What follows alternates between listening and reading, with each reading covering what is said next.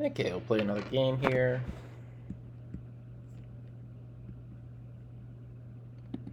There we go. So truck driver this time, 750 in savings. Don't think we need to borrow anything for that. Okay. So first round, we usually don't buy anything. Just looking to get past that first downsizing, save up a little bit of cash. I usually like to get $5,000 to $10,000 of cash before we start buying stuff. Now with this truck driver, we're not bringing in a lot on our paydays, so it takes a little bit longer. Ooh, $1 stock. I think we gotta get some of that. Let's get $3,000 worth. So again, we still got some money to play with.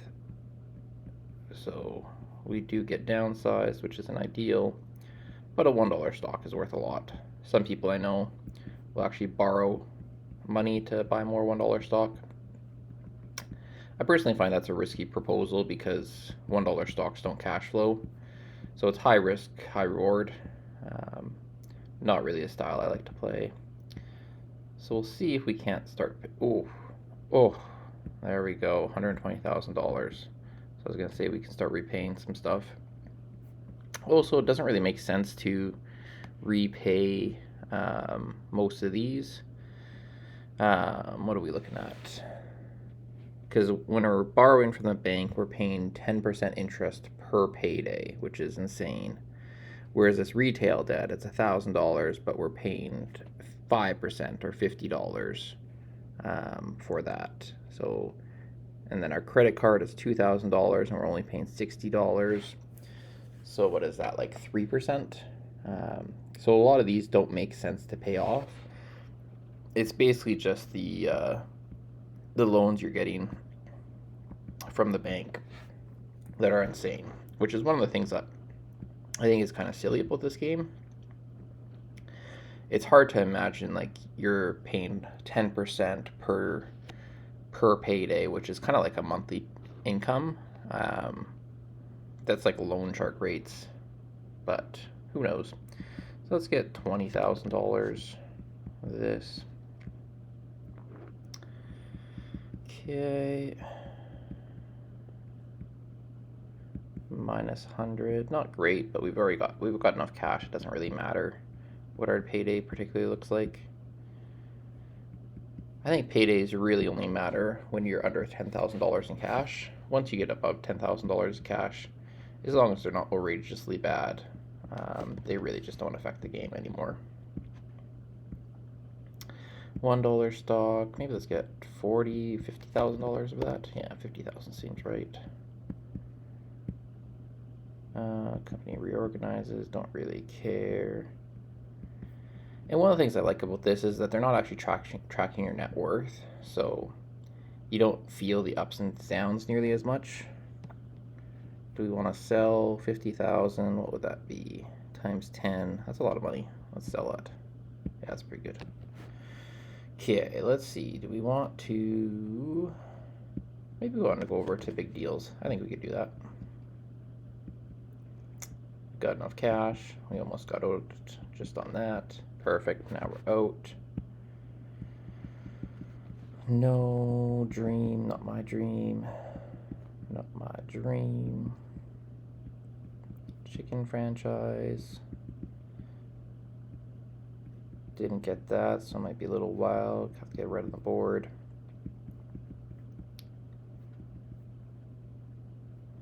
Pizza.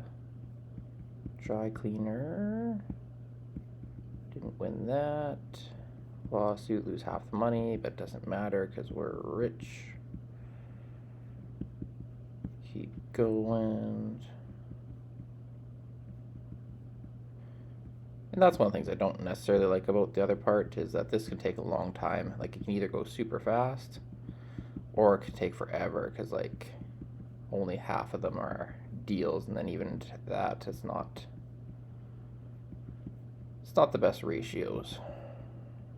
Okay, I finally got my dream. Perfect. So then I want to quickly cover what a $1 stock looks like in real life. So here's Cardinal Energy. Um, it's not particularly unique. It's kind of a mid-sized oil producer. Does it say the capitalization here? Market cap $1 billion. So I think it came into business, looks like around 2014 is when it started trading. It was quite high. I think the oil price was pretty high around this time. I think it was like maybe 100, 110, maybe a bit lower, not sure.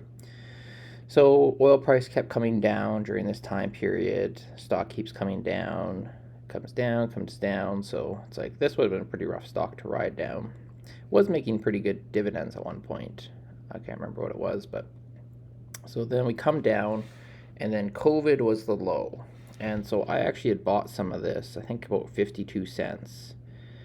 I'd done some analysis and I realized that you could kind of evaluate stocks and see what they are. Like you could evaluate commodities to each other and see if they're low value, high value.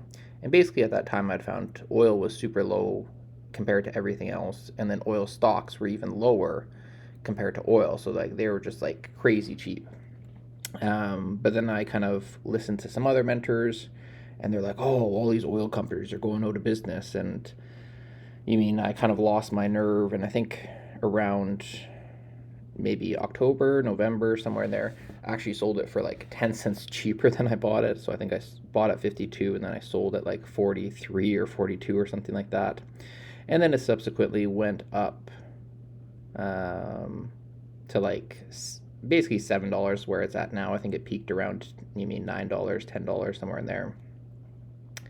So we're looking at, what is it, about a 15x return, 20x return. So to actually look at this, you kind of look at the top and it's like, okay, so it's a top of $20. It's a bottom of about 50 cents. So to get it to kind of compare to Cashflow 101, in this case, you times it by 2. So you basically get that high up to close to $50. So this would be like a $40 stock at the high. And then the low end, it would be a $1 stock if you multiply this whole thing by 2. So kind of like a vertical stretch by a factor of 2. And then you can kind of see where it is. So we're looking right now at 650 kind of for what the stock is right now. So again, you can apply the same factor, so times it by 2. So it's about a $13 stock. So it's just really hard to make money on a $13 stock. Like I was watching a video the other day where they're like, oh yeah, oil's going to go to the moon or something like that. And that's certainly good. Oil price could go from $70 to $100 or something like that. But this stock just doesn't have that much upside from here. It's like, okay, it doubles, it goes up to, $12.60, and then you could have another doubling if you had bought it from that $6, go up to 18.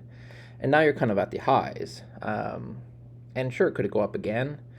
But there's just not that same $1 potential. It's like when you bought at $1, it just has so much more dramatic potential for increase. So once I start to see that you could take the ideas from Cashflow 101 and apply it to real world stocks, it got me quite excited. Yeah, thanks for watching.